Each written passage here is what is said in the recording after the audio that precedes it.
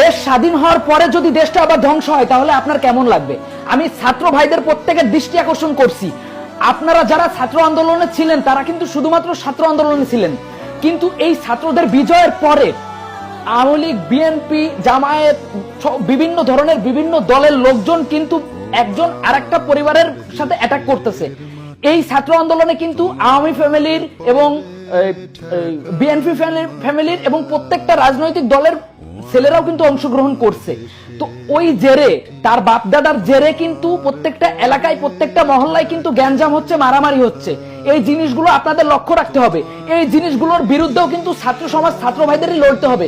প্রত্যেকটা জেলায় জেলায় বিশ্ববিদ্যালয় আছে, কলেজ আছে এবং সাধারণ যারা শিক্ষার্থী আছেন, আমার ভাইয়েরা যারা আছি আমরা শিক্ষার্থী, তারা কিন্তু এই মোকাবেলাগুলো করতে হবে, আর নয়তো কিন্তু দেশ ধ্বংস হয়ে যাবে। আমি একটা ইম্পর্টেন্ট নিউজ নিয়ে আসছি, এটা হচ্ছে বাস্তব একটা নিউজ। এই দলে দলের যেই রেশারেশিটা